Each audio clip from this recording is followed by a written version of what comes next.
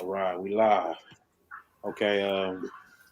Hold on. We do something real quick. Go ahead. You can bring up some of them topics you were bringing up on text. Okay.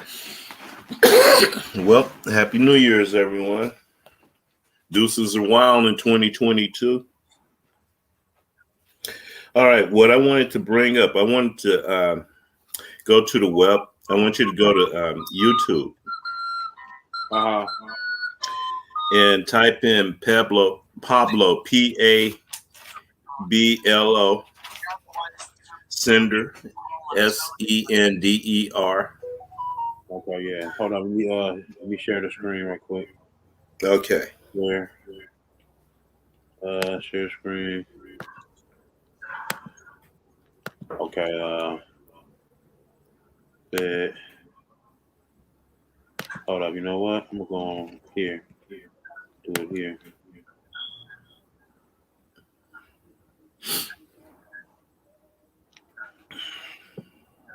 Okay. YouTube.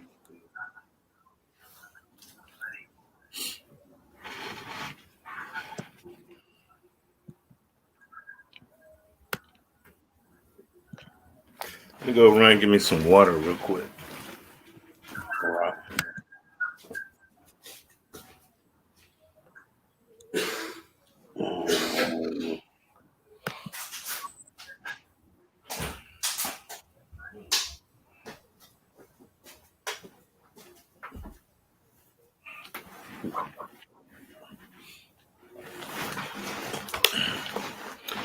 All right. Okay. Hold on, somebody. All right.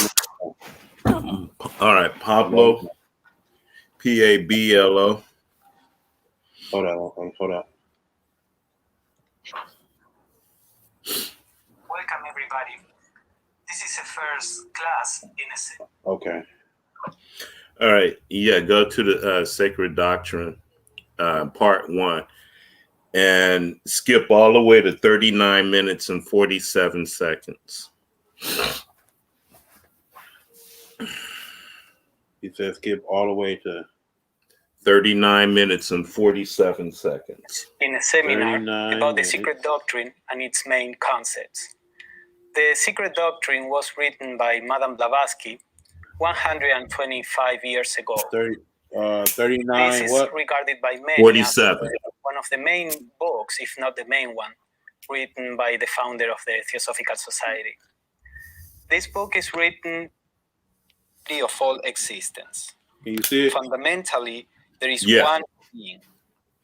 Okay, yeah. There is nothing outside it. It is indivisible, else it would not be absolute.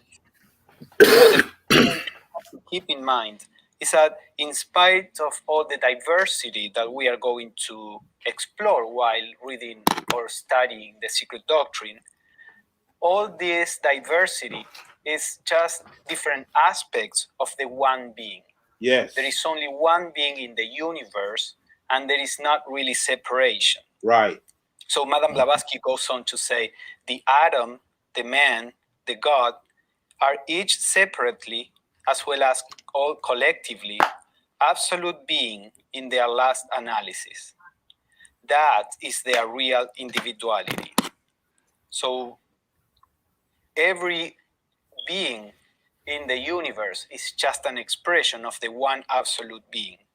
Right. And she says, it is this idea which must be held always in the background of the mind, to form the basis for every conception that arises from the study of the Secret Doctrine. The moment one lets it go, and it is most easy to do so when engaged in any of the many intricate aspects of the esoteric philosophy, the idea of separation supervenes, and the study loses its value. See how emphatic she is in regards to this first idea, because she says the moment one lets this idea go and gets lost in all the intricate aspects of the esoteric philosophy, and we begin to think that this beings are all separate and different, then the study loses its value.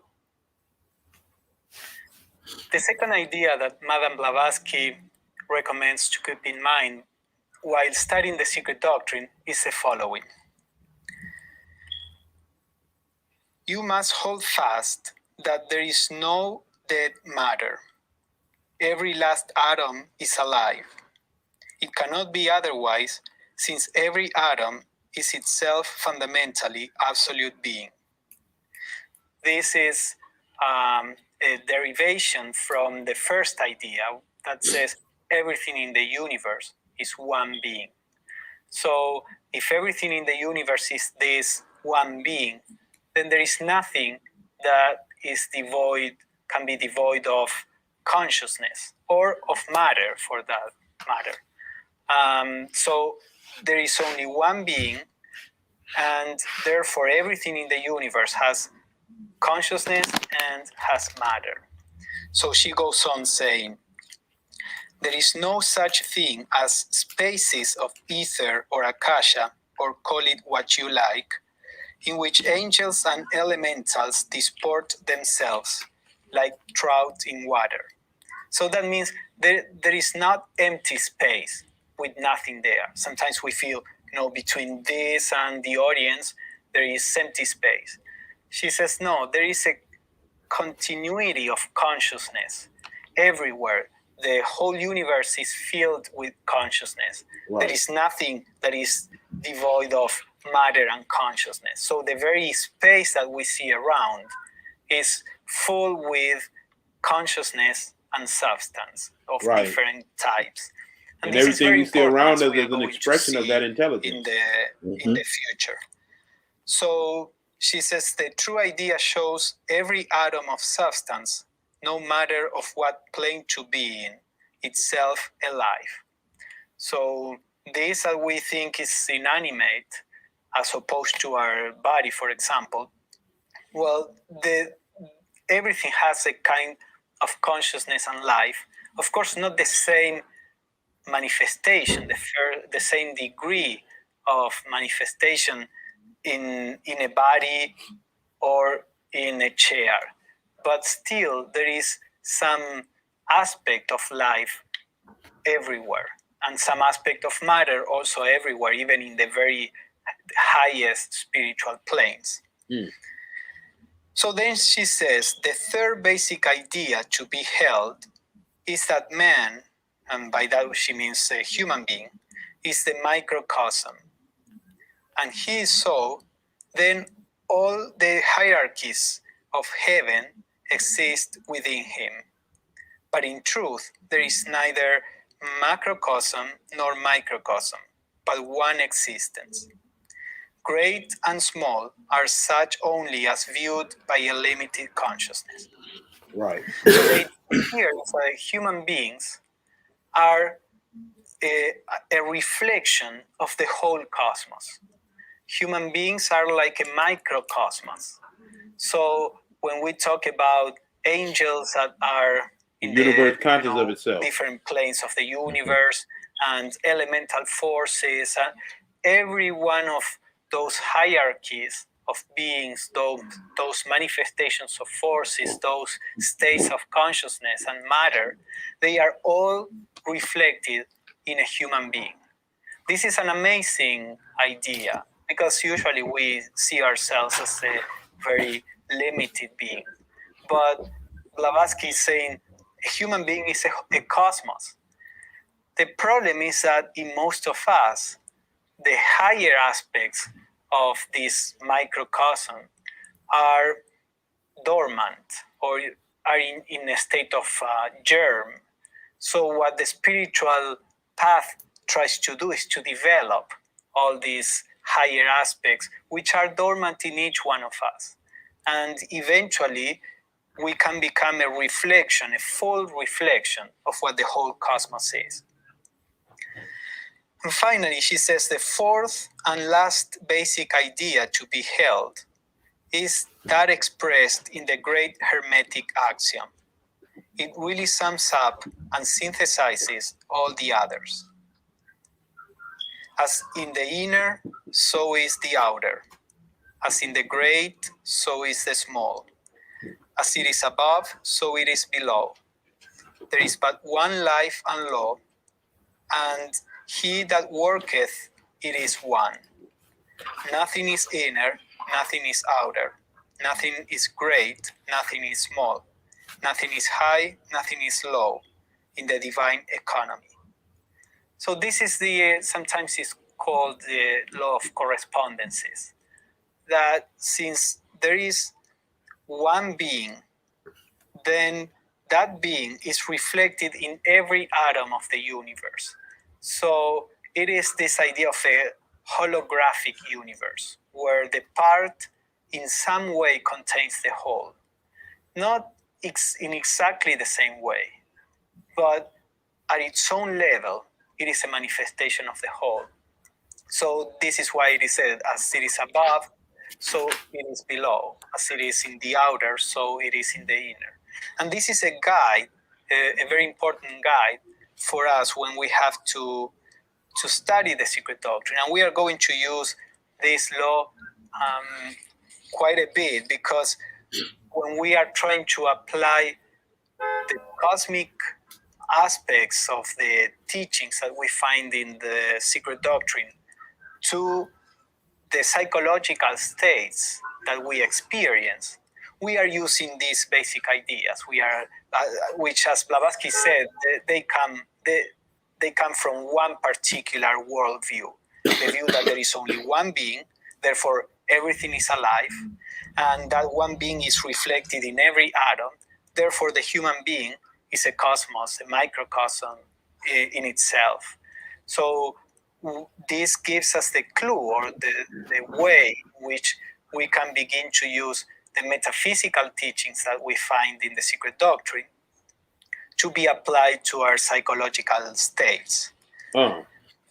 So you're talking about mental alchemy. To sum up what we were saying, as above, so below, as below, so above. Point in this our first talk is that the Secret Doctrine is not a book that can be read as any other book. So when you go to approach the Secret Doctrine, do it more with the attitude of a person that goes to solve a problem, not a problem in the sense of something that you don't like. Just like when you have some crosswords, or when there is some puzzle, and you sit down enjoying the process of solving this puzzle. So the Secret Doctrine is more or less like this. You have to go there with this frame of mind in which you are trying to solve a puzzle. But not only from an intellectual point of view.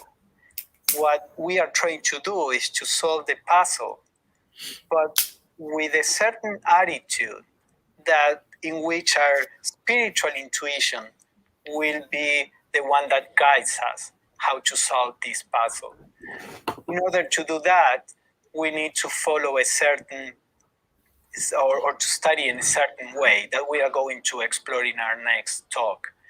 But as we approach the Secret Doctrine in this particular way, then as we are going to see, the study of the Secret Doctrine is in itself a way to expand our ability to perceive the spiritual, so that we are not studying the Secret Doctrine only from an intellectual point of view. Of course, the mind and the intellect is necessary, but we are going beyond. We are doing something else.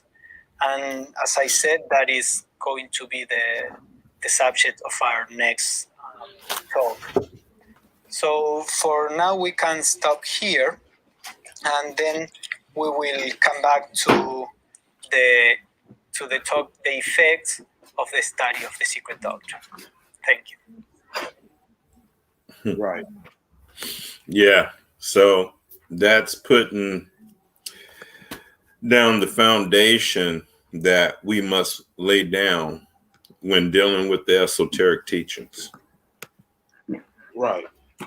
Mm-hmm. So it's basically a certain thought process that Absolutely. there's a certain thought process that correlates with this work. Yeah. And those three principles. But the first one is the most important, where you never forget that there's only the absolute all. Yeah, everything is just one being expressing itself in multiplicities. Yeah. It's one being. No, I've already, like, this is why I always put my ego in check. You know what I'm saying? Because I know that's an illusion of self. Yeah. Because he broke it down. He said everything else apart from that one being, that there's nothing apart from it, but everything else is just an emanation, or the universe is just a holographic projection. That's a great power that we're not even utilizing. So we got direct access to primordial energy, or primordial organic energy, and we can utilize that shit. We can use it. Yeah, and then and he broke that down, where he explained how Madame Blavatsky says that there's no space, that there's just only matter and energy. I mean, atoms that go on and on and on with infinite amount of energy that we can pretty much tap into. Right. Yeah, that goes with the theory that I had about how every place exists simultaneously in one dot. Everything exists simultaneously. This is why you can understand this technology that they be saying, like, these aliens got this technology, this wormhole technology. Why? Because all time and space exist in one dot, right? So if you have the technology to fold time space, you can go anywhere in the universe. Just by you know what I'm saying? Just by having the technology to actually fold time space and create a hole to go from one part of the universe to another part of you. Because it's not a separation. It's just the perception. It's just human consciousness playing into the whole dynamics. It's human consciousness. If you have you ever seen the split particle experiment? The split particle experiment, like the Large Hadron Collider. No. What happened? What happened was there was multiple scientists who did this experiment where they shot atoms or particles. They shot particles at a steel sheet that had 2 holes in it, right? Yeah. I heard of that. It literally, basically, the particles actually interacted or reacted to the consciousness of the observer person doing the experiment. The observer, yes, it was reacting to its. So the experiment showed it yielded different results for every scientist. Yeah, when you observe it, it formed what particle waves or something, or right when you observing it, it collapses into so-called physical matter. Yeah, you know what I'm saying? It gives you the perception or the perceived 3-dimensional geometry or sacred geometry. That's all the intelligence of the universe. Like he said, consciousness is flowing freely through the whole universe. So you can see it expressed in everything. It's like you can, like, all of the universe is expressing its intelligence. Yeah, everything's alive in some form, but maybe not in all. Like he says, not at the same manifestation, but everything, nothing is inert. It's just dead. There's no dead matter. Right. That goes with my theory that there's no such thing as death either. That don't exist. You feel me? Well, that doesn't exist. Well, it it doesn't exist as it appears to exist, but it is a process, though. It is still a part of the process of ending that one cycle and going into something else. It's like a gift. Yeah, it is. It's a gift. Right. Hmm? Right. It is. Yeah. Yeah. Because I did watch that Spawn versus Heaven and Hell again, and where the great Mother Kali, she go to this couple that had this baby that was in purgatory. It wasn't dead or alive, but it was just stuck. And she told him to give it to her. And she said, I'll give this baby the gift of death so it can move on and go on through its evolution. Right. So that's why I'm saying death doesn't exist. It's just a transitional state. Yeah. Not something that when they look at it from the perspective of this society, they look at death as you gone. Like this is how our ancestors for recently my wife's cousin recently passed away. Mm-hmm. Right?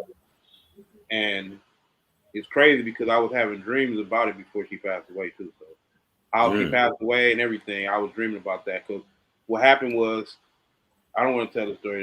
That's private business. But yeah, I was dreaming about it prior to it happening. Yeah. You know what I'm saying? To the point where I took precautions, right? And it wasn't for me, it was for her, right? Yeah. And what happened was I'm telling her that, okay, she still exists inside of you right now. Mm-hmm. She still exists inside of you right now. Now, Mm-hmm. what is existence? Is you taking all the memories that y'all had together and you taking all of the feelings y'all had together? That's her existence right there. Yes. That's her Yes. existence. She still exists right there. The Yeah. memories, the feelings you went through because you can channel her spirit again anytime you get into that. This is why they hold these spirits here when they hold on to these when they mourning for years. You know what I'm saying? Well, yeah, but then there's also in the death process, it's not good to mourn spirits because it caused them to get stuck. That's my point. Yeah. Your emotional attachment to her is not allowing her to move to the next ascension. Yeah, she can't move on. Right. Yeah, it's good to celebrate and help them move on and go But on to their. the Christian church has totally destroyed that idea. You know what I'm saying? The ancient ideas of it, the ancient philosophy of it, is how death was a celebration. Yeah, Death was something that you honored the dead because they moved on to a whole nother plane of existence. because that teaches to hold on to life. Life is something that's precious, and death is something that's evil. That's ruled by Satan, and God is the God of the living, not the God of the dead. So he don't have nothing to do with death. Right. Yeah. So, but death is a whole lot more permanent than life. Right. So that don't make him really that doesn't qualify him the end all be all, the absolute. Because the absolute is absolute regardless death or life, evil or good. Right. Yeah, there's no separation. Right. It just two vibrational levels of the same energy.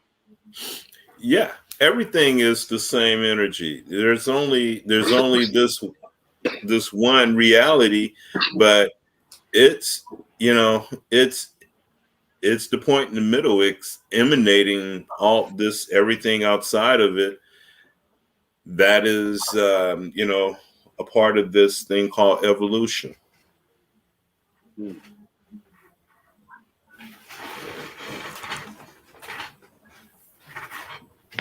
So So yeah, what you were saying happened in Egypt. Oh shit! It's fucking snowing out there, man. Snow and hail, floods. This look like fucking Kentucky and Egypt. Well, Yeah, there was a video. I can send you a link to it. all right, send it. Yeah, let me send this to you. This is in Egypt. I mean, this is starting to be like something normal there.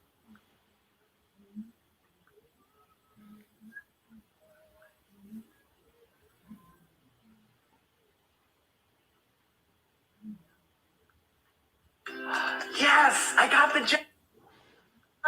Hey, did you know HiRec can help you get better startup jobs faster? Okay, here it comes. Let me read this right quick though. Okay. It says I'm reading from McHamilton scriptures. Hold up. McHamilton scriptures. Oh, the Nag Hammadi, Yeah. the Gnostic Bible. It says praying with all our souls, right? So we need to pray to the Father. So we need to pray to the Father and call on Him with all our souls, not outwardly with our lips, but with the Spirit, which is within, and has come from the depth. Mm-hmm. The depth. The The soul depth. comes from the depth. Mm-hmm. See. And that's the Nabhamadan scripture. Nag Hammadi. Yeah, Nabhamadan scriptures. Yeah. This is the story behind how they found those scriptures.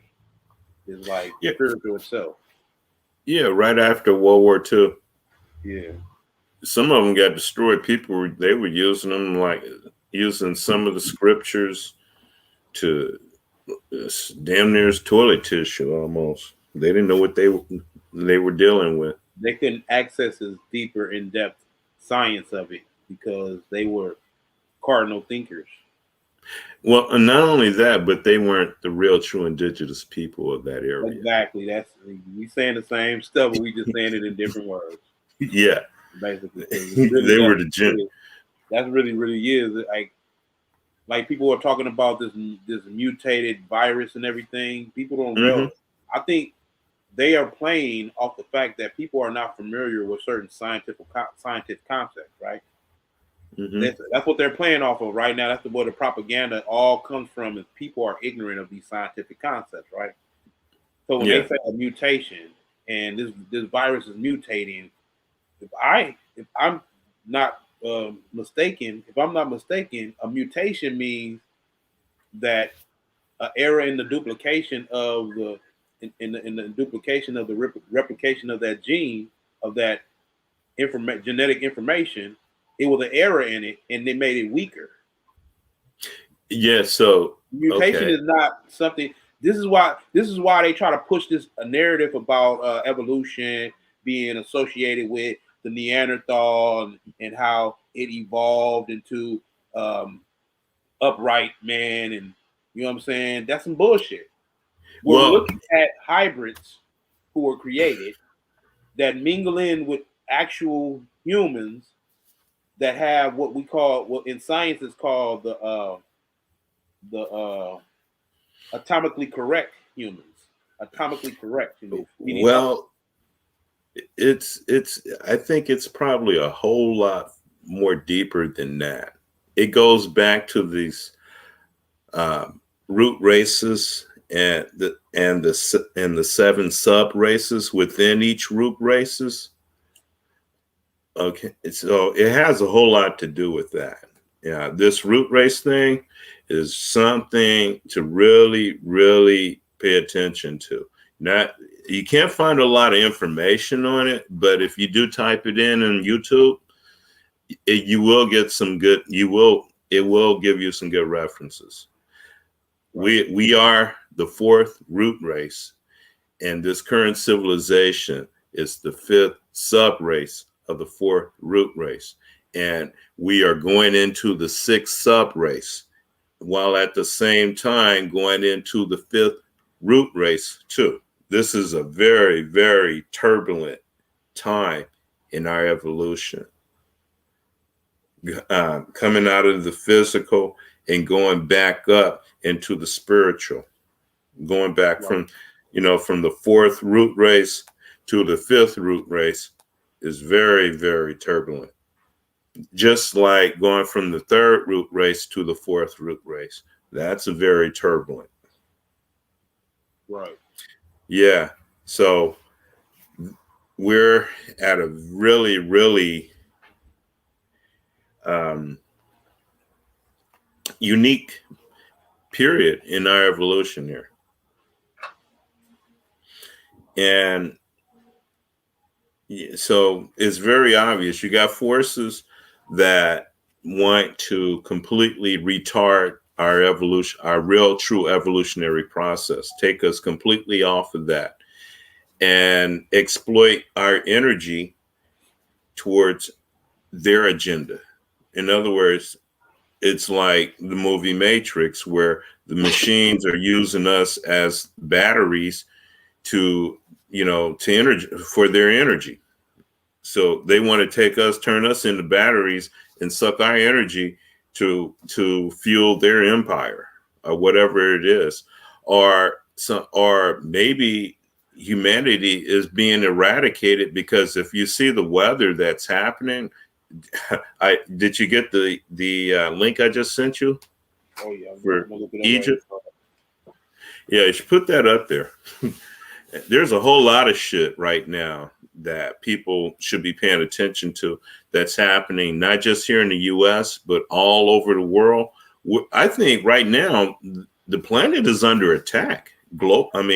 Weather-wise, somebody is manipulating the weather, the geology, everything here. It seemed like this cycle is ending, and everything is getting ready to change. I mean, the weather is just getting ready to wipe everything out. The land masses are going to change, and you're going to have a new root race, or you're going to have a new sub race and a new root race. Right. Yeah. So I think the key here is becoming the next sub race. And the next root race. The next root race is going to a spiritual ascension. And if you stay in the old cycle, you're going to go with the old cycle. Right. Yeah. New cycles we're interlapping with cycles. You got two cycles interlapping one another. And so in that interlap, there's a lot of resistance. Right. And the thing about it is, within your humanity, that's when you are not going to conceive it in the proper way to process this. You're not going to conceive it. You're going to go into a fear state. Yeah, and that's from man not knowing thyself. Right. And with man not knowing thyself, man cannot know God. Man cannot know the universe. Right. And which makes him completely cut off. He completely cut himself off from, the absolute. Right. This is Egypt, man. Right. Look like fishes jumping out of the water. Egypt is a desert, Nick. So yes, Egypt is a desert. Yeah, Egypt is a desert. Yeah.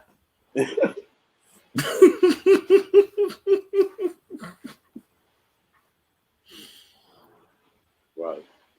I think it's more of the soul is actually becoming more present in this state right now is waking up. So it's gonna be the end of this reality.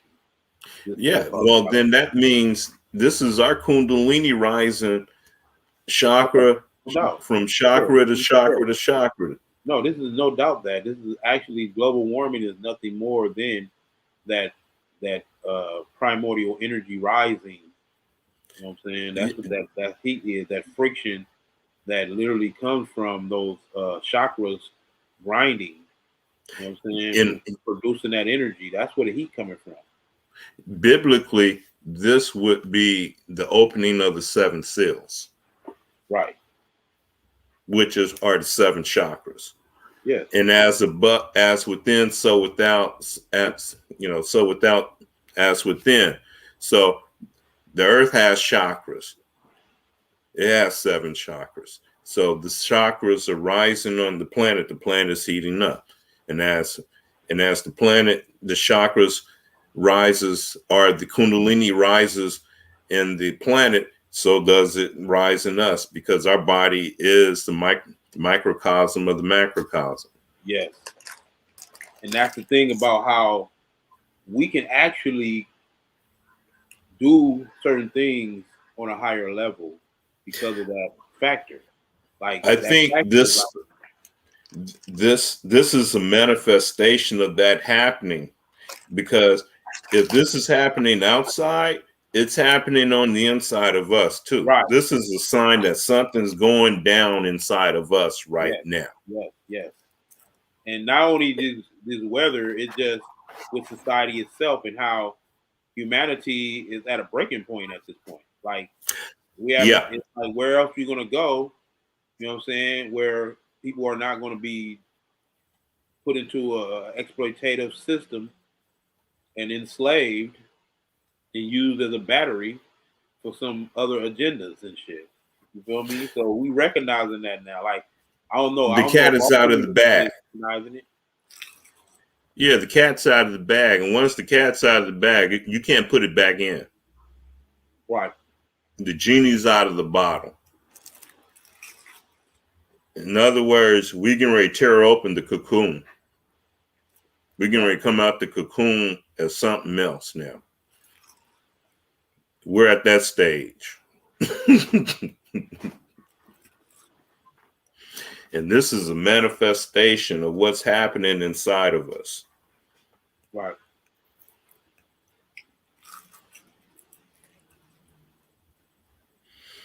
As within, so without. As without, so within.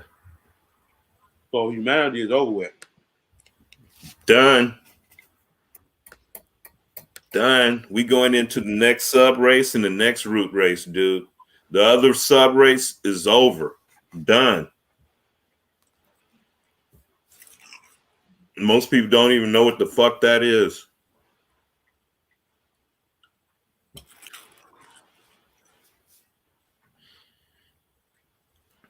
So,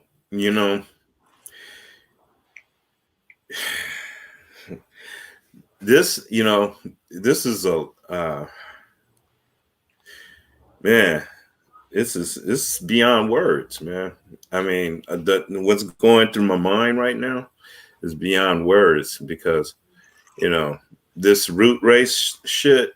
You got 7 root race. We're the 4th root race, and you have 7 sub races. Man, that's a lot of fucking. That's a lot of fucking history, energy. I mean, that means a lot. And I redid my flower. Let me put this. That right there, for me, represent a whole lot. A whole lot. Because each petal has 7 rounds and it's 7 petals. So that flower would represent a whole day of Brahma. And let's say you ingest that flower, you have that much fucking energy. Right. But So it's all about evolving here, man. It's about, you don't want to get left behind right here. But actually, you really can't get left behind because there's only one real true reality, and we're all one in that true reality. Yeah, this is it right here. Oh, check. No, go up, go up, go up. Play this dude right here.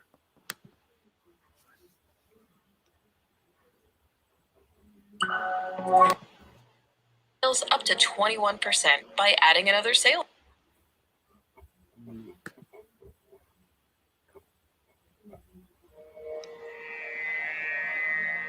Look, the cool thing about YouTube and they videos, they know people gonna skip them, but they know it's subliminal. So they know all they need is a glimpse of it, and it went into your subconscious.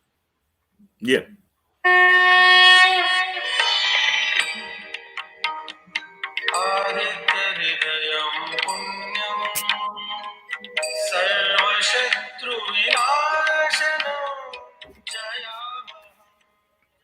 What is meant by the monad? It's a word used by theosophists. That is the, I'm sure. Monad is it's a composite whole of the Atma, Buddhi, and Manas, Father, Son, and Holy Spirit. On the cosmic scale, and Atma, Buddhi, Manas, that is Ketha, Hakma, and Bina, all in one. That's the monad. I speak in Kabbalist language. Atma, Buddhi, Manas in Sanskrit. Is that corollary to a group soul consciousness? No, group soul is called a group soul consciousness. A monad can be an individual collection of the principles. That is, the mental body, the buddhic or intuitional body, and the soul. That is, the Anandamay Kosh, the Vijnanmay Kosh, and the Manomay Kosh. These three make the monad. Father, Son, and Holy Spirit on the cosmic scale, that makes the monad. So it's a word which is used. But you can also call it Trimurti, the 3 in 1 and 1 in 3, the triple in a descending scale.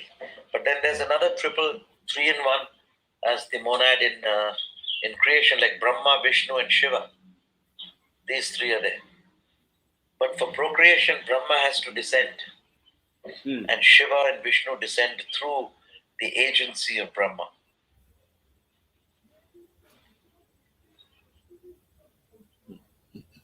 They descend through the agency of Brahma.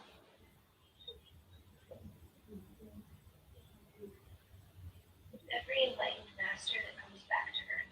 So.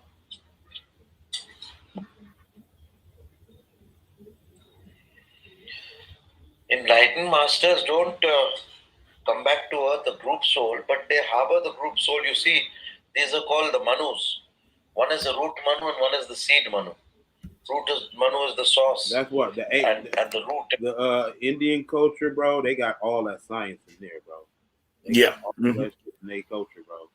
And that's one of the ancient. That's one of our ancient cultures too. You know what I'm saying? Absolutely. Yeah. The original Asian. I mean, Asiatics. They are Asiatics. Were dark-skinned people. Of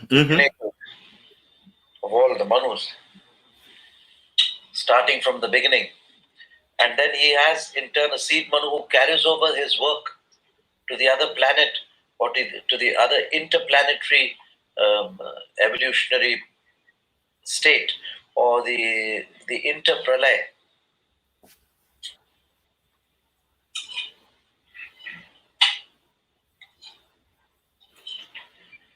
There are 14 Manavantars. So to carry it on and pass it to the other Manu is the work of the seed Manu. So there is a root Manu and a seed Manu. Like Vaivashvat Manu was the root Manu, Savarni is the seed Manu. He will do the finished work and build up the new seeds of a new humanity within him to pass it on to the next interplanetary Manu. There are 14 Manus in a day of God, a day of Brahma. which is 4,320,000,000 years. 4 billion. That's divided by 40. Wow. It comes to 300 million years. So each Manu, or ruling king, reigns for 300 million years in a day of God, which is called a day of Brahma. And these Manus, each 14 of them. And all he's talking about is how our process of human consciousness, or not human consciousness, but divine consciousness goes through these cycles. And our soul goes through these cycles. Yeah. Yeah. And humanity, what we're going through right now is just one of them. Yes. Yeah. The personification or the embodiment of the humanity as at large.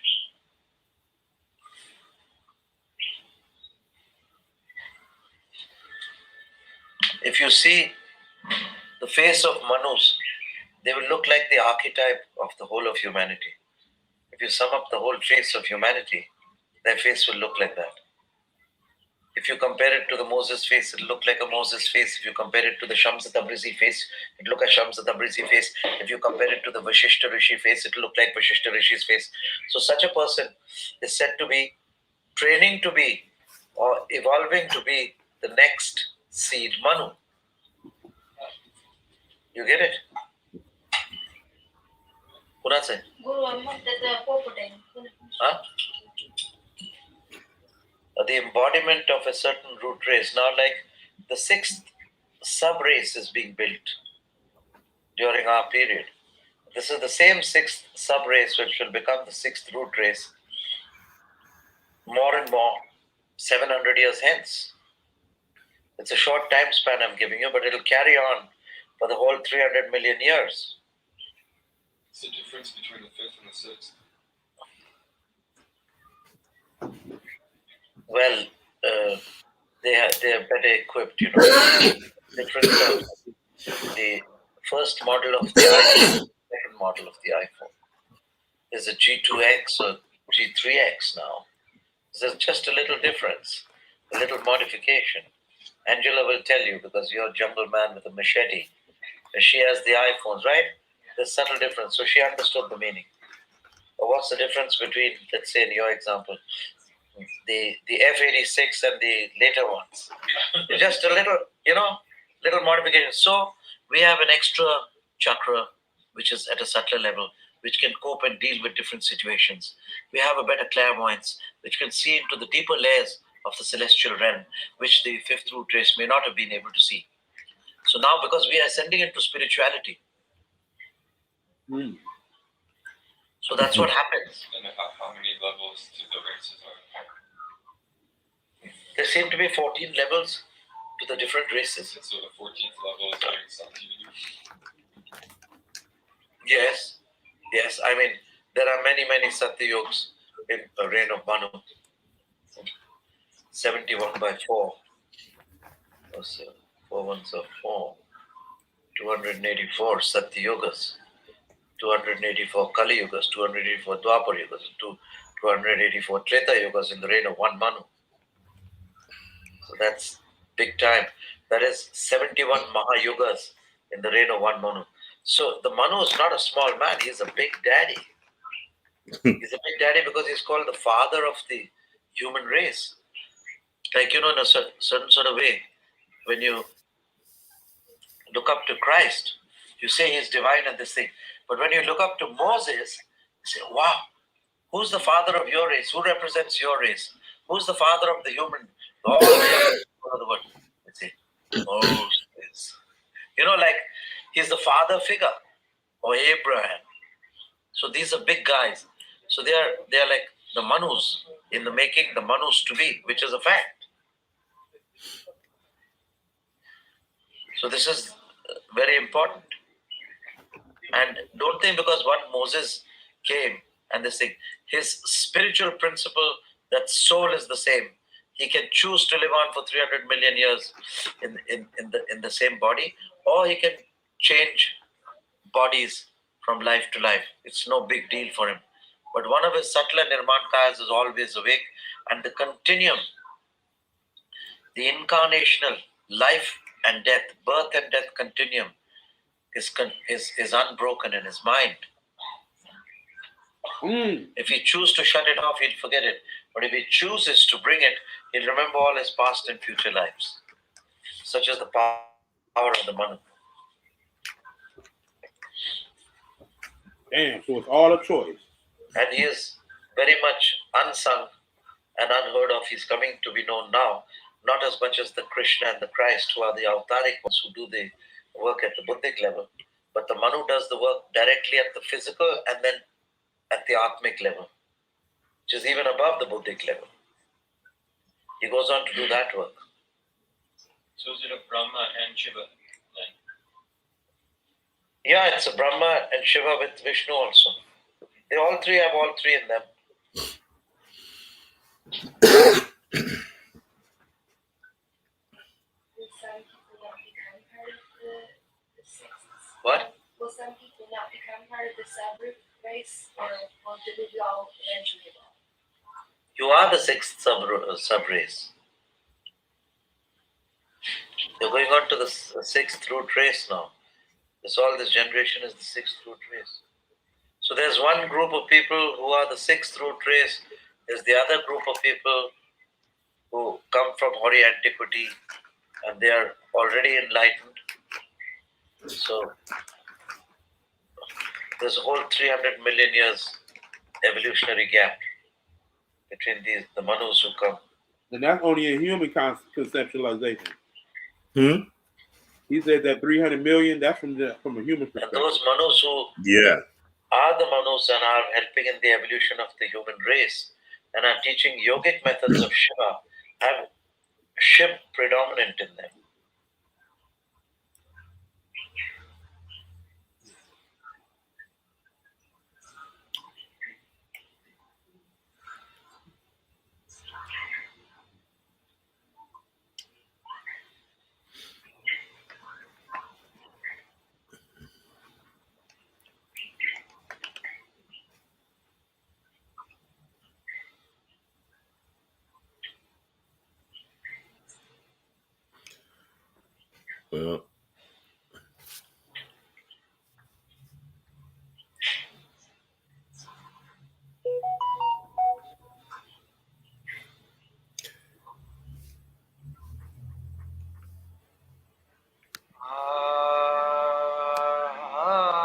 Well, that was interesting.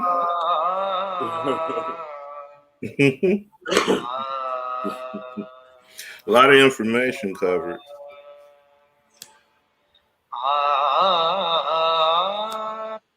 Yeah, there's other videos on that, and but they got a lot of bullshit in there too. Yeah, but this root race thing is, I think, something to pay very close attention to. I don't think you want to miss the boat on this one. Okay, so would you consider Atlantis one of these root races? Yeah, but that was a long time ago. However, the same conditions that we were in during Atlantis, we're going back, but only this time we're ascending into conscious unity, because when we was in Atlantis, we were descending from unconscious unity, which is why Atlantis fell eventually, and which is why we end up falling into humanity, Right. which is our lowest level of evolution. Okay, right. But now something very, very miraculous or wonderful is getting ready to happen. And we're getting ready to go back. I see the fact that we descended into humanity was something that happened that made us descend into humanity. Because if we had already been here, done this already, why are we continuing to because this is, remember, there's 7 petals on the flower of Brahma. Right, so this is the 6th cycle.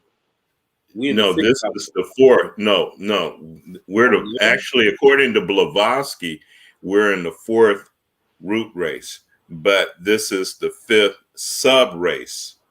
in the fourth root race, according to Blavatsky. And according to Blavatsky, the fourth root race is always on the physical level. That's where we're always at our lowest level in evolution, when we reach the fourth root race. The first three root races are spiritual, falling into the physical. Right. And then the next three after the fourth root race is going up, ascending back up into the spiritual, going back into the one as one. Right. Having Yeah, all but with having awareness. all of what the other root races went through as an evolutionary, as a way of evolving that next root race. With self-awareness. Yeah. You know, man, know thyself. Right. Yeah, we're going to go out there, man, knowing thyself, and woman. Well, woman first, and then man. Man is the son of woman. Right. Yeah, man. That's where they throw off the polarities of the energy when they don't mention the mother. Well, they do mention her. They mention the Holy Ghost basically is the mother. You know what I'm saying? The Holy Ghost is the mother. Yes. So they want to not make a significant mention of the mother. Why? Because they want to throw off the energy. It's like we have to recognize that balance of divine feminine, and divine masculine. Well, Bobby Hemmett called it homosexuality. He called it homosexual energy. He said, you know, anybody that's fucking around with a male deity, you know, a father and a son, he said that's homosexual. That is homosexual. Basically, yeah. Like, there's no mother there. What the hell? Yeah, that's homosexual. Right, man. That's not based on how it was set. The cosmology was set up in ancient times, because it was always a mother. It was always, the feminine principle was always present.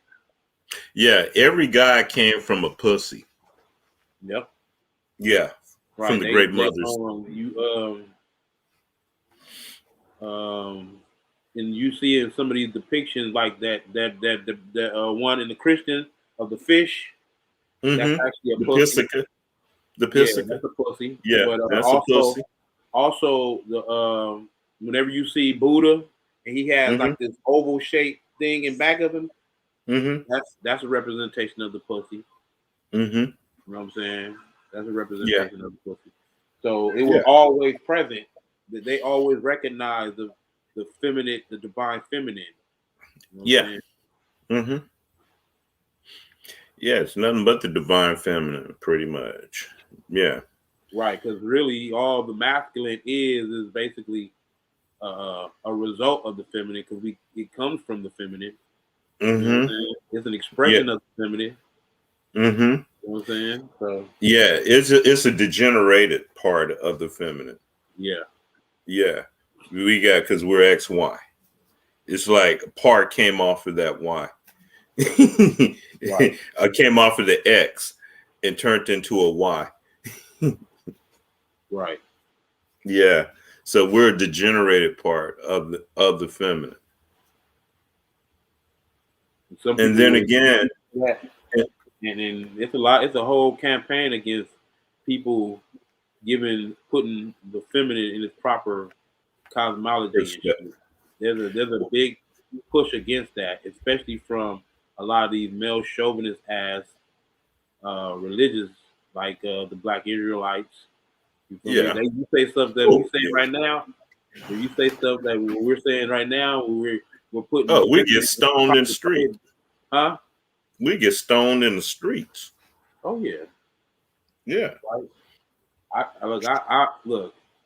I had a conversation with this one female, right? And I just said, how do you know God is not a female?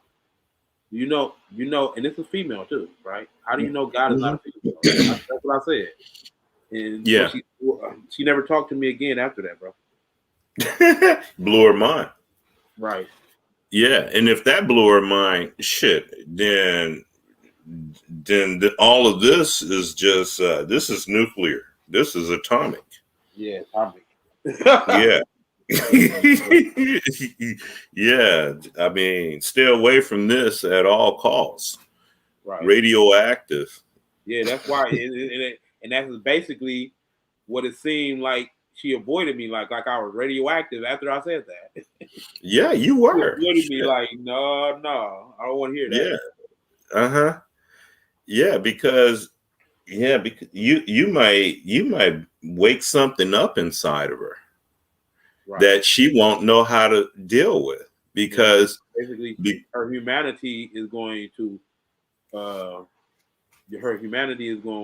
make her feel guilty about getting to those higher levels. Yeah, it's going to try to override that. Right. Yeah, it's going to player hater. It's going to player hate this new creative entity that's trying to be born. Right. Yeah, that's his job. That's the thing. People don't. You have to recognize that humanity is a cocoon state, man. This is going to shed. We're going to shed this bullshit, and we're going to move on to something else. Yeah. Now, again, there's always going to be some form of matter, no matter what level we go to. I think that depends on what state of consciousness we on, whether that matter is depth matter or whether it's because we affect that reality in our mind. Well, so if it's going to be, I came up with the theory about what Bobby Hemmings said, Atlantis, meaning they was coming into a certain consciousness, you call it out of unified consciousness, right? So they was coming out of that, and this is what led to them not being able to utilize the aspects of themselves that are beyond physical, or just realizing their abilities of the physical reality is basically a matrix of the mind. You know what I'm saying? Well, it was just probably hell on them going from one state into another state, and this was just it's gonna be for us. Yeah, this was just too grotesque for them. Right. Yeah, and so the matter became more heavier, less dense. But I said, that was correlating with the consciousness of the people at the time, of the beings that existed, the multiplicities of the one that existed. You know what I'm saying? So it was based on their level of consciousness. Something had to enter into the consciousness that made them descend from the unified consciousness. Some entered in. Some people call it the Luciferian. That Luciferian, they call it not Luciferian, but Draconian. My bad. But really, the Draconian something. Because I watched a video on how Atlantis fell into a draconian mindset, meaning they start being egotistical and start not realizing that they were beyond the physical realm, and they were actually they determined where their consciousness were, and they kind of forgot these things. Over time, it got weaved out of them. Type of way. Yeah, the grossness of the material world, it overcame them. But that was a part of the process. They had to become these selfish beings. We all have to become these selfish beings. This is part of the progress. Part of the process. And I have notes on that. I have to go back and study it, but I have some really good extensive information on that will really help put things in its proper perspective. But I'm not there yet. But yeah, we just did part 1. This is part 8. Right. Yeah, but wait till you hear part 2, though. Part 2 is going to explain all the Marvel heroes, all the angels, and all the the beings that came down here and lifted humanity up by giving us certain things to help us excel in our evolutionary process and become a civilization. Yeah, the super hay rules. Hmm? The super hay rules. Yes. Right. Yes.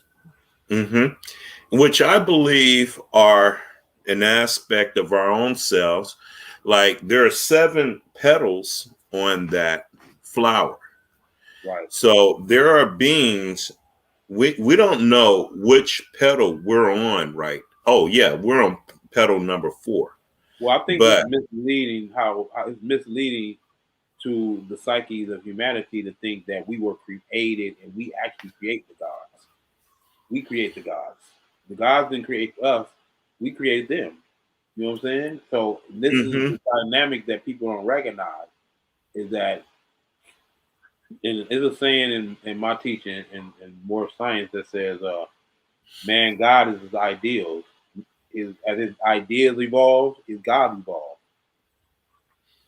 well, yeah, but there is still also this thing called evolution that even the gods got to go through too. Oh, no doubt. No doubt. Yeah. There are no, they're just as susceptible as we are. And, we're all in this together. There's only one being. Yes. Yeah. That's There's why only one being. I kind of promote this idea of empowerment and that unified consciousness that we can actually get. I used to do like synchronized meditation. I used to set up synchronized meditation on wherever you was at. We will basically schedule a time where we would actually meditate and attempt to manifest something out of that manifestation. Out of that meditation. You know what I'm saying? Okay. Synchronizing All the right. mindset. All right. Okay. I got one for you. Uh-huh. Omniscience. Omnipresence. Right. Yeah. Can you meditate? Try meditating that. Try meditating yourself being everywhere at all points in space and time. Right. Meditate on that. Yeah. It's like I already see myself as that though. So that means there's no center. You don't even see a center because there's no point of reference there because you exist everywhere. Right. So if there's a storm, a tornado, that's you. There's an earthquake, that's you. There's a calm sea, that's you. Yeah. Fresh air, that's you. Yeah. Shit. If that's some unfortunate woman getting raped, that's you. That's some unfortunate person getting killed, that's you. Yeah. Yeah. Right. Right. But that's the part that humanity, that's the low part, or that's the part, that's reflected through humanity. Humanity had to be created in order for that to play out. Yeah. Yeah. So the key.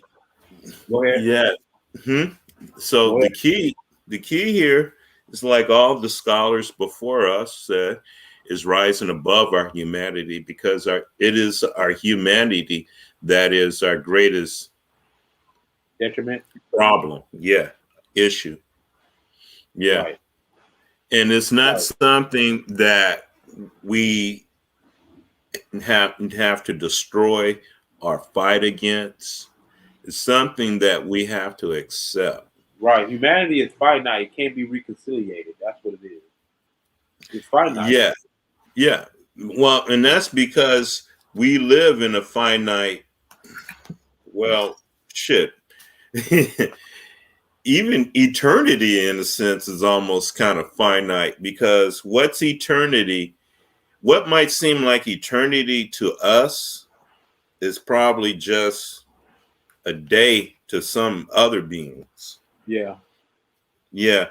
Because what might be considered eternity eventually might at some point run out. Yeah. Like a galaxy. So basically, the universe have experienced hundreds of millions of years of existence, basically. So I think, well, yeah, in one form or another. yeah, I mean, okay, if there's seven petals on that flower, then each one of those seven could be seven different versions of the same thing. right. Seven, I mean, each one could be unique in their own different way. Like I say again, I think our whole state of consciousness plays a part in all of this. You know, wherever we are in our conscious evolution is Mm-hmm. going to determine where we are in our spiritual evolution. Oh, yeah. Well, yeah. I mean, yeah. And then also that determines our soul evolution too. Well, I think it's all about the soul evolution, period, Right, because it's the soul that reincarnates. right, That is the being that reincarnates. It's not the personality. It's not the ego. It's not the physical body. That doesn't reincarnate. The soul right. reincarnates. And so the soul been reincarnated. I got a picture of my daughter, right? Yeah. And she looked like an old lady in it. Mm. And she's only 4 years old, bro. Yeah. Well, that's probably, she probably got an old soul. But when I seen the picture, she was like 4 some years old when she took that picture. Yeah, she does. I mean, it's obvious. And then she was born in a alignment of certain. I think it was alignment of two planets. She was born. It was an alignment. Like if you look on the page, there was an alignment of some certain planets the day she was born. Okay. Yeah, well, there's something special about the time that each one of us on this planet, period, when we're born. Right. Yeah. That's why you got to look that natal chart. Yes. The natal chart is important to see where the soul, how old the soul is, first of all. Yeah, it's like the gateway that you came through. It probably has a lot to say about the gateway you'll be leaving out through too. Yeah, yeah. It's our soul. Each one particular soul probably has a certain way it arrives and it departs. And it's probably been doing that for millions and millions, or possibly billions, or trillions, or God knows how many, whatever. And a lot. You said one Brahma is 5 something billion, right? 500 billion, right? 500 billion, right? Yeah. Oh shit. Okay. Well, then. This galaxy is only I think 14 billion years. And our sun is 4.5 billion years. And we've gone around the central sun 20 plus times. So damn. Yeah, a day of Brahma.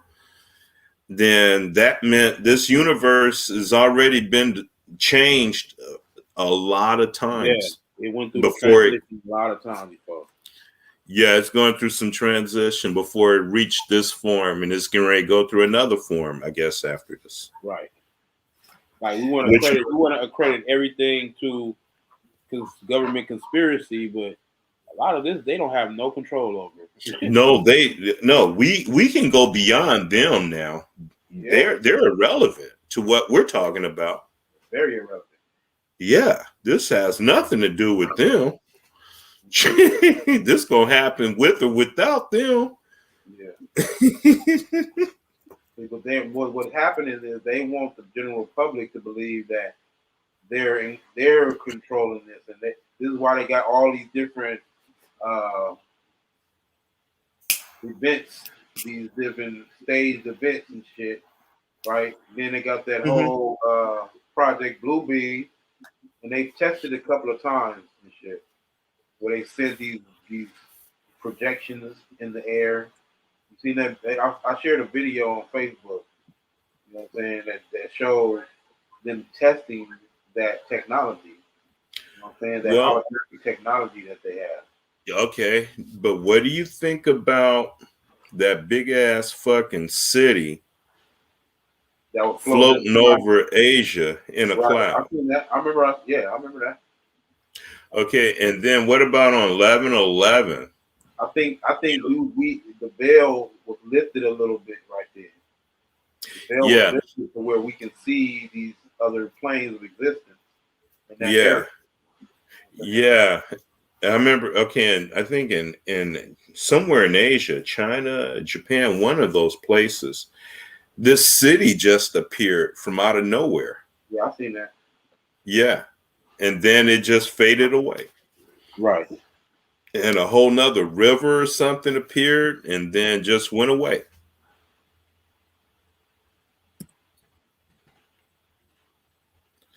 And people seen big ass giant portals open up over Russia, which was Project Bluebeam.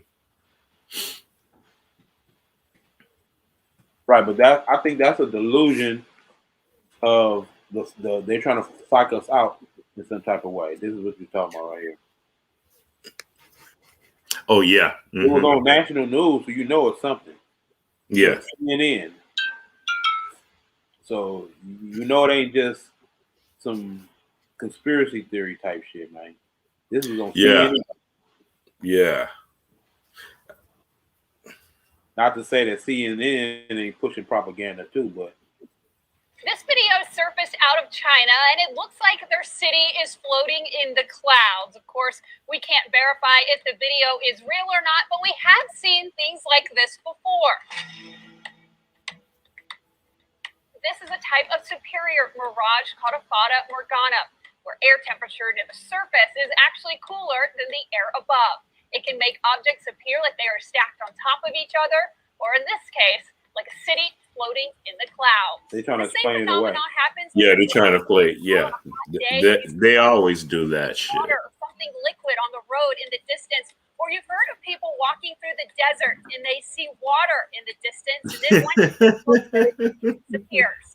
Light waves travel through the atmosphere from the sun straight to your eye, but they actually travel through the atmosphere at different speeds. A mirage occurs when the temperature on the ground is hotter than the air above. When light travels through the cooler air into that warmer air near the ground, the light is refracted. Good old CNN. What your eye is seeing is not that U-shaped bend, but an illusion.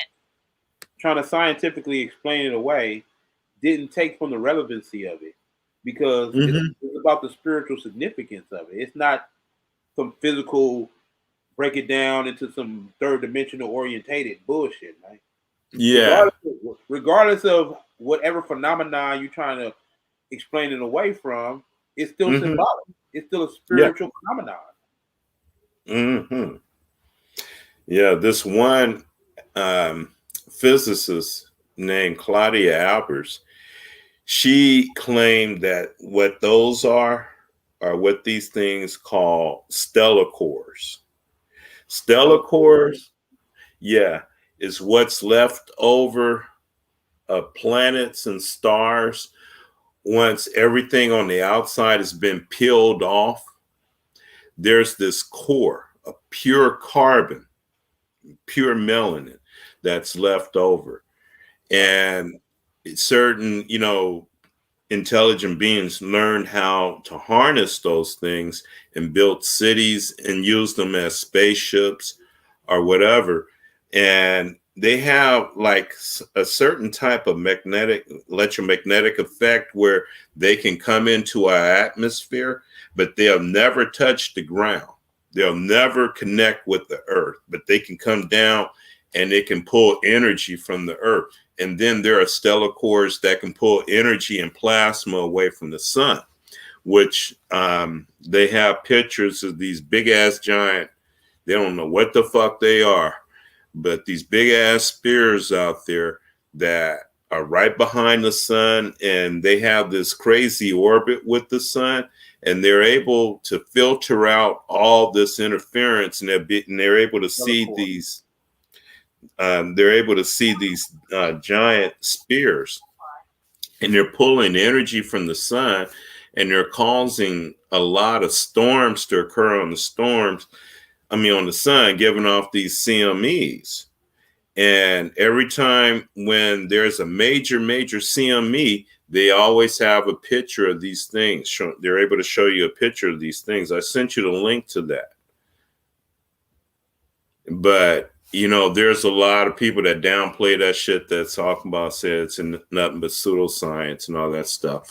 But if what these guys are saying is true, and there's these big ass spears or stellar cores out there affecting the sun as we're going into a grand solar maximum, if they were causing the sun to give off a lot of explosions or CMEs when the sun was more dormant during the grand solar minimum, then the next 5.5 years is going to be very, very challenging. And that's probably the reason why we're having a lot of this fucked up ass weather, and not just fucked up weather, but volcanoes and earthquakes and all kind of landslides and all kind of shit happening on the planet right now. And if that's the case, it's going to get worse and worse and worse for the next 5.5 years before it peaks and start coming down. Right. And if they already know this and they're trying to keep it hush hush, then they know that these earth changes are going to get worse and worse and worse and worse. And they already understand, they're going to try to figure out a way to survive all this shit and how to use this as an advantage to set things up the way they want it set up. And we're not going to have no choice but to comply, because everything that we own or know or cherish is going to be getting washed away or fucked up in some type of major calamity. Right.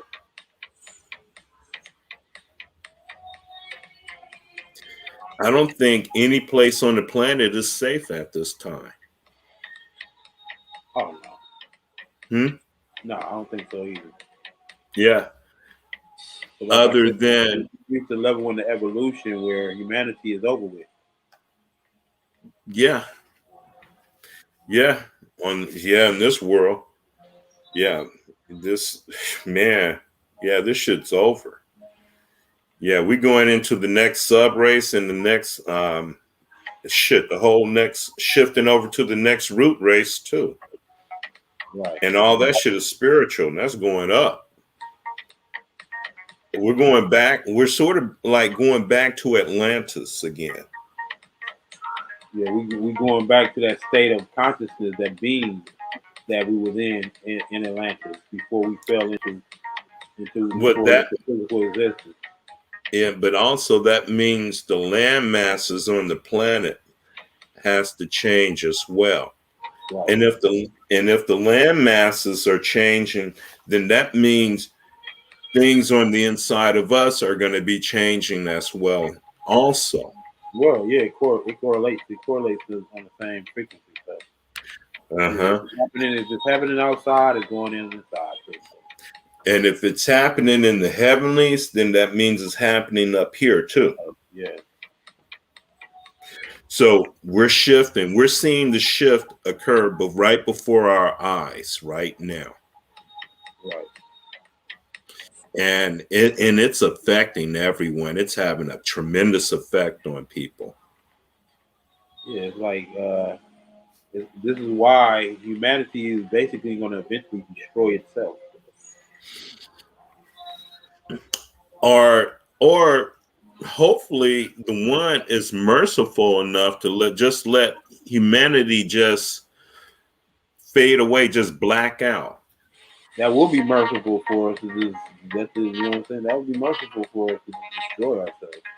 Yeah, or an event that occurred where humanity is, you know, it redoes itself, and it comes out on the other side of something else.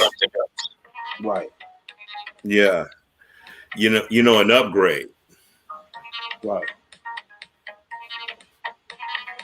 Yeah, because it's time for this program to be rebooted or to be replaced. Right. Yeah, I think it's reached its peak, and it has nowhere. If you watch the new Matrix movie, that's exactly what they're talking about. Yeah, I tried to go see that today. I tried to go see it this morning, but I didn't feel too safe leaving my bike outside at the Grove. Right. Yeah. You ain't got no lock for your bike? Yeah, I have a lock. I have a kryptonite, man. You know what? I had a kryptonite on 2 bikes ago, and they took that bike with the kryptonite, and they left part of the kryptonite there just to let me see it.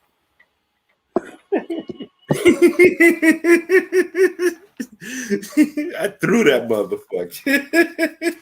And they did that shit less than an hour. Right. Kryptonite don't mean shit. Right. Yeah.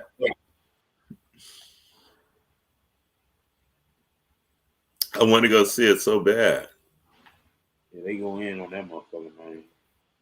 Yeah, I bet they do.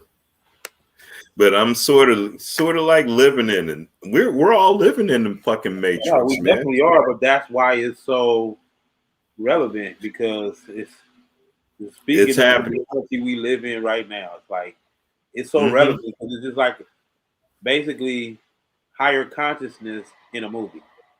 Yeah. Yeah. In a movie, Yeah. in an action movie at that. So you throw some action in, some hot chicks doing all kind of, you know, crazy shit. That's when people don't really recognize it for what it really is about. A part of it's supposed to be helping in the evolution of humanity. It's all about that red pill. Right. Yeah, but they got everybody on that blue pill. Right. Yeah, that's what's wrong. Motherfuckers. Man, they revealed that scene where old boy said, "I don't remember anything." That should have told you everything right there. Yeah. He said, "I don't remember nothing." He said, "Make me somebody famous." Yeah. Saturn. Yeah, his name was Saturn, Satan. Right. Yeah. Right. The symbology of that, huh? Yeah. Of all things, that was Satan, the Judas. Right. So the Satan has been associated with all these negative connotations. That's what it is. The ego. Taking it out as proper context. It you know what Satan is? All Satan is the shadow self, not properly addressed. Right. Okay. And until it's something similar to, like I say, it's like you either possess your demons or your demons going to possess you. Exactly. And so until you properly address that shadow side, it's going to constantly show its ugly face at times you least expect, and there's nothing you can do about it. This is why I watch a lot of scary movies, right? One of the ones that I seen was, what was the name of that movie? It was the one where I forgot the name of the shit, but basically in the movie, the demon had to play off of the insecurity of his victim. It had to play off his insecurity. Yes. It projected images certain parts of their past and shit. Yeah. As a result, it will let them in because they will be a character in one of their past, and they had an emotional indiscrepancy with that person. So that's how the demon will be let in. Yeah, it calls them to identify with the same thing together. Right. Yeah. Right.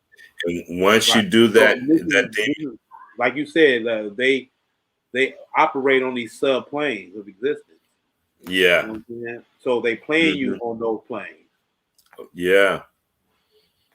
Oh, and that's a fucked up place to get stuck on, the subplanes, because that's the emotional planes. That's where they get you, is through your emotions.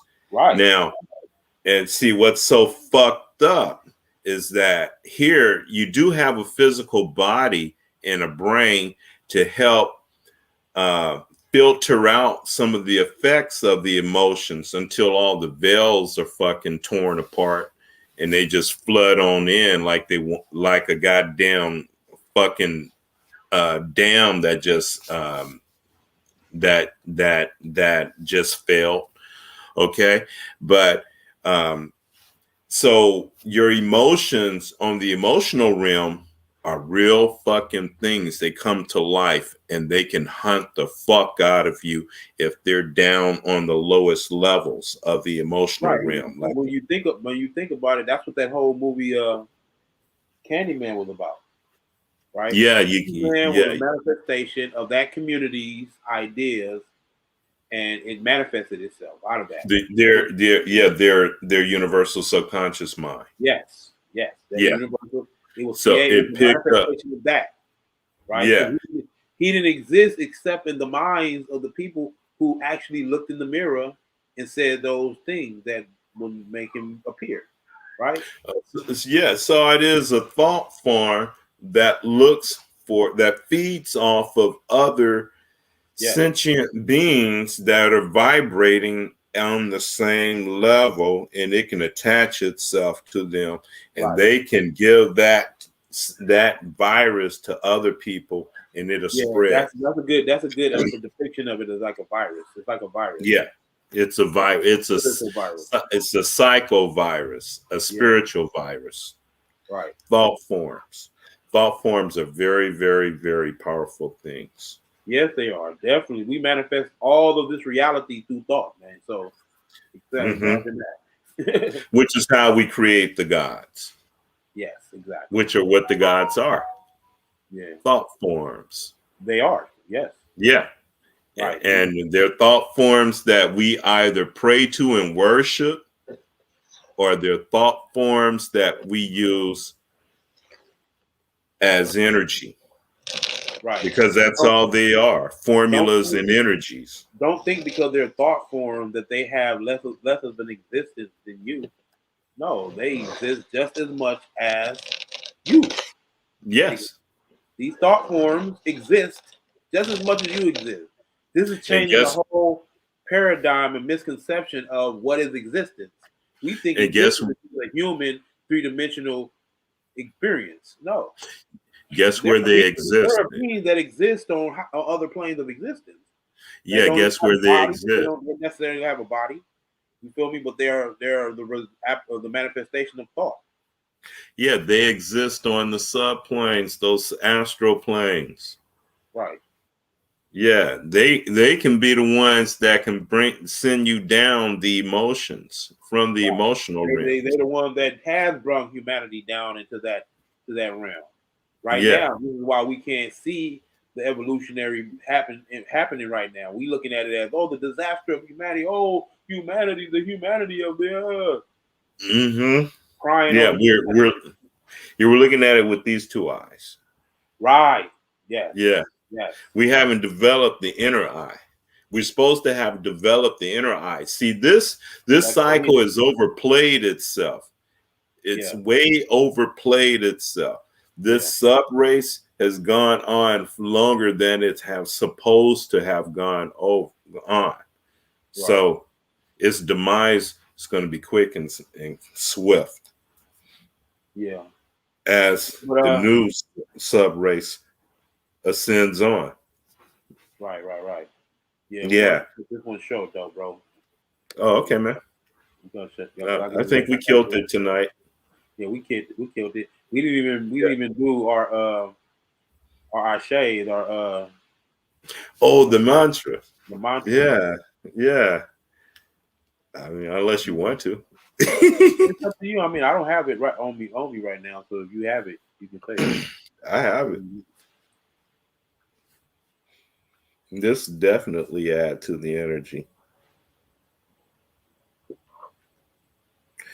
Yeah, I hadn't had time to edit it like I wanted to, but you know what I'm saying, I'm still gonna do it, and we're gonna have to edit it next show. Here's our mantra. You repeat this. I would definitely put on the closed captions. I hope closed captions work here. All right. Through the power, force, and might and will of the great no-thingness of the almighty powers of the great no-thingness of infinite beingness, of infinite, endless, limitless, invisible life, from which comes the absolute all that was, all that is, and all that is being realized into physical realization, actualization, and form, as we all will and commanded to be, is now being to become an active force of higher consciousness and an active force of infinite intelligence within us all. Now being to become the great primordial Typhonian dragon serpent indigo kundalini flame, now whirling and ascending up our spines from our root chakra to our heart chakra on up to our central crown chakra, igniting our central crown chakra, illuminating our first eye, the Lord Amenel Dragra, the hidden priestly grandmaster, magi, dragon, god, son, king, and queen, igniting all of the 72 chakras in our first eye, the 72 primordial dragon, god, son, kings, and queens, and all of our legions of legions of legions of legions, 32 times, of armies of armies of armies of armies, 32 times, willing all of the forces, all of the elements, all of the essences, all of the powers, dark matter and dark energy within the absolute all, into being and becoming all of our wills, serving all of our wills, objectives, intentions, and desires, crystallizing them all into physical realization, actualization of form, as we all now will and commanded to be, being and becoming an active force of unstoppable energy, helping us all now by bringing all out war, judgment, death, and destruction to all of the corrupted, multi-dimensional, negative, archonic energies and their white supremacist, European, American, imperialistic, globally counterfeit spirits running the surface of the earth with all of their technology directed at us and our well-being in order to kill, murder, corrupt, and degenerate us, taking us all off of our true evolutionary path and cycle to forever enslave us deeper and deeper into their artificial reality construct in the name of their God and master, the demiurge, as we are all now able of pulling down unlimited supernal energy from right out of the nothingness into our reality, manifesting it into an all-consuming flame that no force can stand up to, burning away all of the multidimensional archonic demiurge energies by raising the vibratory rate so high, making